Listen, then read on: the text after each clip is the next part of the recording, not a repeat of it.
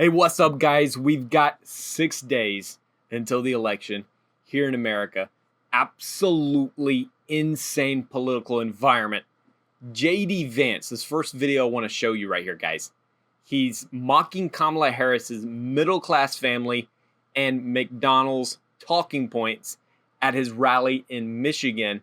Says a lot of things. I want to see what y'all's opinion is, what y'all's reaction to this video is. Guys, go ahead and leave a like on this video, though, because even if you hate what JD Vance is about to say, and I think a lot of y'all are going to like it, but even if you hate it, don't dislike the video. Like the video, supports me, supports my channel, and I appreciate it. Okay, check this out. JD Vance mocking Kamala Harris.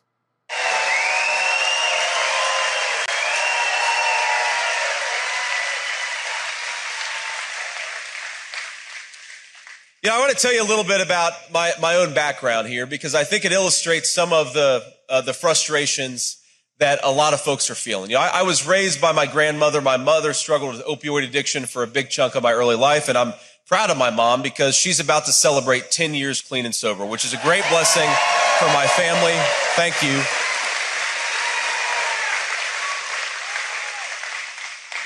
But I remember when I was a kid, and sometimes times were especially tight.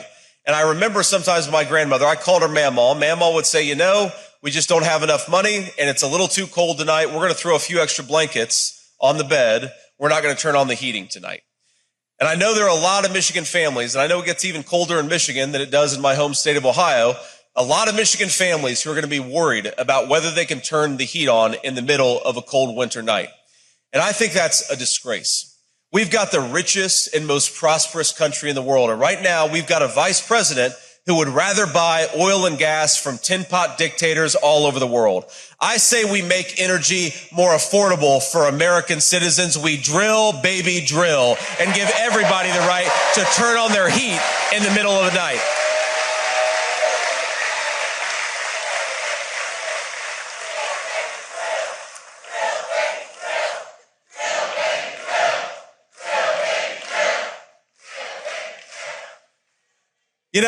It's funny when the media, sometimes they'll ask Kamala Harris, they'll say, well, what is your exact plan to lower the price of groceries and housing and all the things that have gotten more expensive thanks to your policies? And Kamala will say, well, I grew up in a middle-class family.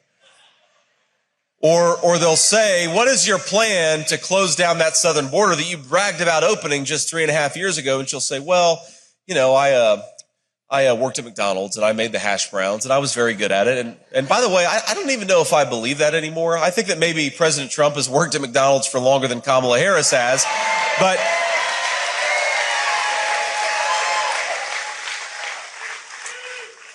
what does it say about Kamala Harris? And what does it say about the kind of vice president she has been and the kind of president she would be that she cannot answer simple questions about what she plans to do as president of the United States? And one of the things that I think it says is that Kamala Harris is not so much a candidate as representative of a broken machine in American life. She doesn't so much want to be the president. She wants to just follow orders, I believe, from the same people who have broken our country over the past 20 years. Think about it. How can Kamala Harris, who is a member of the political party that has governed this country for the past 20 years with the brief interruption of 4 years of Donald Trump's leadership, how is it possible for her to stand on a stage and blame Donald J. Trump for the very things that she has done? You do that when you don't have any ideas, and you do that when you have no idea what you want to do as president of the United States. And set to the side any policy disagreements that we have with Kamala Harris. I am terrified about having a person like that sit in a room with Vladimir Putin and Xi Jinping if she cannot answer friendly questions from the friendly American media. How can we possibly expect her to negotiate on our behalf in front of the world's worst people? We can't.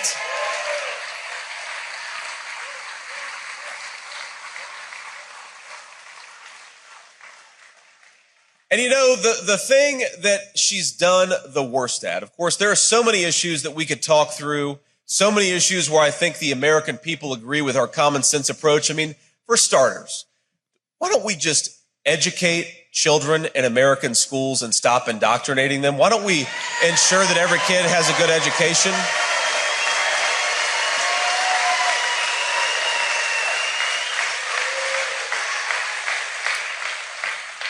When we've got $1.7, $1.8 trillion deficits every single year, why is it that Kamala Harris wants your tax money to fund sex changes for illegal immigrants? That's pretty crazy. Guys, I was a teacher for several years, and I can tell you there is nothing as broken as the American education system. It's absolutely a disgrace that we can call ourselves the greatest nation in the world when our education system is so broken. We are not investing in tomorrow's generation. We are not investing in our future. We are just throwing it away, guys. Absolutely insane that nobody's tried to fix education. Not even Donald Trump in his first 4 years, which, guys, I love all the things he did. I know he couldn't do everything, right? But still, we've got to get education fixed. Dude, what a burn when JD Vance says that Donald Trump has worked at McDonald's longer than Kamala Harris. I was like, whoa, wow. All right, now guys, I want to talk a little bit about Steve Bannon, okay? I've got some clips here. You don't want to miss these, guys. He condemns, first of all, in this first clip, he condemns Tony Hinchcliffe's MSG remarks. You probably heard about those by now. Yesterday's video that I made was all about that, so you can go check it out. And he says Puerto Rican voters back Trump. They support Trump. Okay, so check this out. Check out what Steve Bannon is saying. And guys, don't forget to smash that like button. It really does help out the channel. All right, check this out. Yes, ma'am. You call yourself a political prisoner? If so, why do you think that you were released then a week before the election? Also, we're in New York. Trump just had a rally at MSG. You said you spent time with Puerto Rican men while in prison. Do you think that those comments by the comedian that spoke before Trump, were they racist, and should Trump condemn them? Can I take the first part of your question first, which is why was I released 7 days before? I think the math works out. If you take 120 days from July 1st till today, that's what my sentence was. Remember, the Bureau of Prisons said last week, the Bureau of Prison admitted I was eligible for part of the First Step Act. I should have been out on September 19th, according to the law of the First Step Act. Now, I'm just there on a misdemeanor for 4 months. You have individuals that have been there that are rotting years after their release date, that today don't know the release date for their families. This is destroying families. The First Step Act is not an executive order. The First Step Act is not just some sort of concept. It is a law. And the Justice Department and the Bureau of Prisons are, by criminal negligence, not implementing that law. And they're not implementing that law for one reason. Because to implement it the way it's supposed to be implemented is a massive political victory for President Trump, who's the only individual in this country that stepped up and had true prison reform. And this is one of the reasons that African-American families and Hispanic families think so highly of him. And this is one of the reasons that the queen of mass incarcerations, which is Kamala Harris, is not. Let's talk about the Puerto Rican situation. Why is President Trump, why is Florida no longer a battleground state? One of the reasons and significant reasons is the Puerto Rican support of President Trump and his policies. The Puerto Rican people in this country, American citizens, support President Trump and support his policies. Okay? So that some influencer or comedian says something, is it inappropriate? It's definitely inappropriate. Is that the policies of Donald Trump? Absolutely not. If you look at 218 and 219, why is he resonating with Hispanic families almost 50-50? Why with African American men? Because the economic policies of President Trump had blue collar workers getting higher increases than white collar workers, non-college graduates getting higher wage increases than college graduates in 218 and 219, with almost zero interest rates and almost zero inflation. Okay, that made more money in their pocket. They understand the economic times were better then. This is one of the reasons that the politics of joy didn't work. And when she pivoted to this dark night in America, it's not working either. They support President Trump, and he's going to get historic numbers. Now, what the comedian said, the influencer said, is clearly inappropriate. Okay, but that's not President Trump's policies. President Trump is bringing working class people together. And I can tell you what I saw at Danbury. We're going to move past race, and we're going to get to the discussion about money in this country and who the elites are in this country and who controls this country. Okay, and that is when you're going to see a broad base, even broader base today, populist movement. But thank you. Yes, yes. Dude, doesn't that just fire you up, guys? Like, makes you want to get on board with this. That we got to figure out, we got to peel away the layers of the onion that are trying to distract us. All that comedian was a distraction, right? Just like Steve is saying here in this video. It's a non-issue, right? Yeah, was it inappropriate? Yes. But you're putting this at the top. I was blown away when it first happened, and I pulled up my phone, went to Wall Street Journal, or maybe it was USA Today, and looked at the very top headline. And the headline across the world was this comedian's joke. And I'm like, are you serious? That's the biggest joke, guys, is that our media is making big issues out of small issues, and they're making small issues out of big issues. Absolutely insane. Dude, it fires me up that we got to trace back where the money is, because if you trace back to where the money is going, you'll figure out what's really happening. All right, Steve Bannon is asked what strengths the Kamala Harris campaign has at this post-release press briefing. Check this out. Hey, Alpern, how you doing? Appraise the strengths of the Harris campaign, and if you would, just tick through the battleground states and say how you see each one of them. I think the Harris campaign, and I believe this comes from the anti-democratic forces inside the Democratic Party, in shifting out when President Biden was taken off in 10 days off the ballot. It seemed to me at the time that they should have some sort of mini primary so that people like Governor Pritzker and Whitmer and Newsom and Shapiro, whoever else, wanted to jump in here and actually make the case in some sort of period of time up until the convention, could actually go and make a case of what they stand for. She started with this incoherent politics of joy. And she understands that you can't, she wasn't getting traction on this. And that's why she pivoted. She needed to take one or two at most topics like President Trump's Make America Great Again, or President Trump's Secure the Border, or President Trump's Bring Jobs Back from China. Take one or two things that resonate with this country and working class people and drive it every day. You haven't seen that. That's why now she's talking about people being fascists and people being this. I think right now, President Trump, just like in 2016, right, we have a chance to win the states we won in 2016, North Carolina, Georgia, Arizona, Wisconsin, Michigan, and Pennsylvania, if the grassroots delivers. And I think maybe even throw in Nevada, which we didn't win in 2016. I think President Trump could get up to over 300 electoral votes if people are focused today. And I think the Harris campaign it's not focused, and it's particularly not focused on issues that are obviously at the highest levels of the American people. So I think if the job of the grassroots is done, and this is why I'm not sure it's important for me to go to a rally with President Trump or go to a rally with other people, but to do the work that you need to have done to make sure those votes get out there so that there's no question, even if some things happen on ballot counting over, that we have gotten big enough margins that the votes that were remaining were bigger. We have bigger margins than the votes outstanding remaining. I asked you about her strengths, and you just listed weaknesses. Does her campaign have any strengths? I think, for people that align with progressive values, right? I think Vice President Harris has spoken to those values. I don't think she did it in a way that could broaden out to a general election, but clearly she's Vice President of the United States. She's been a U.S. Senator, right? She clearly has strengths. She's proven that in the past.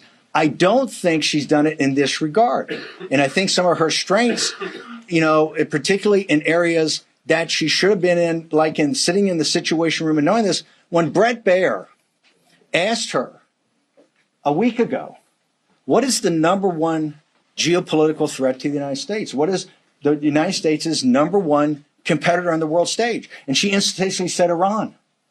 And Bret Baier tried to help her. And he says, we know some people say China. Hint, hint. She says, oh, no, Iran. If you say that Iran is the number one, a regional power is the number one threat to the United States of America, given what the Chinese Communist Party, which is a mortal enemy not the Chinese people and not the nation of China, but the Chinese Communist Party, a mortal enemy of the United States. If you sit there and want to be commander-in-chief and you say the number one threat when you have a chance to back off and say it's Iran, you're not ready to be commander. Man, guys. Okay, I want to know from y'all, what, in your opinion, is the most credible threat? As which country in the world is the biggest threat to America, to the United States today? Is it China? I don't think it's Iran. I'm with Steve on this one. Iran's, I mean, they're a threat, they're an issue, they're a problem. Not number one. Come on, guys. Well, they probably don't even have nukes. All right? No, they're a distraction. All right? An issue, not number one threat. All right, at this briefing, this man is taken out of this, out of the Steve Bannon press briefing. He's asking this question. He's saying, when's the next insurrection? Yeah, this happened. Check it out. I didn't want that. What I wanted was I wanted the will of the American people at the ballot box to be effectuated. I want the will of the American people at the ballot box to be effectuated. That's what I wanted. Steve, yes, Robbie Road Steamer here. I'm wondering, when's the next insurrection, and can we storm the Burger King after this? Like, can we do that? I mean, doesn't he look great now? We were in Danbury the first month together. He looks great. You don't remember me? We were lifting weights and stuff in the weight room. When's the next insurrection? How are we going to do this and stuff, man? You know what? If I'm leaving, I'm having a good time. He looks like Yoda with AIDS right now. Robbie Road, Stephen, no political violence, people. This place smells like mothballs. Yes, sir. Wow, guys. So that happened. I had to show you all that because a lot of good content in this press briefing. But then there was that, and yeah. Okay. All right. Moving on. Leave a like, guys, if you enjoyed this video so far. Last thing I want to show you just real quick. I gotta show a little Joe Biden in here. He's asked point blank why he won't be at Harris's rally tonight. Literally, they say, "Why are you not attending?" This is his response. Mr. President, will you be watching the Vice President's speech tonight? I will. Why are you not attending? It's right there on the ellipse. Because it's for her. It's her night. What do you expect to hear out of her tonight? What's the closing message from the Vice President? I'll let you hear it first. Mr. President, are you worried about the North Korean troops in Kursk, in Russia? I'm concerned about it, yes. Should the Ukrainians strike back? To cross into Ukraine, yes. All right. Thank you, guys. Man, and guys, realize this is still our commander-in-chief right now. Like, it's just so unfortunate that Donald Trump lost the last election, and that Joe Biden got put in. Because obviously you can tell Joe Biden never should have got the job. He's not capable of the job right now. And that's sad, but you got to be able to say what's true, guys. You got to be able to speak the truth. Joe Biden cannot be the leader of the free people of the world. Can't be. He can't be. He is not. He's the definition of weakness. And yet he is currently, right now, today, that man you just saw is the president of the United States. Come on, November. You can't get here any quicker. Guys, we got to get out there. We got to vote like crazy. Let's get Donald Trump back in office. The guy's not perfect, but my goodness, look at the alternative. We've got to get him in office. All right, guys, if you enjoyed this video, leave a like, comment, subscribe, guys, for more videos like this. All right, I'll catch y'all tomorrow with another video. Peace.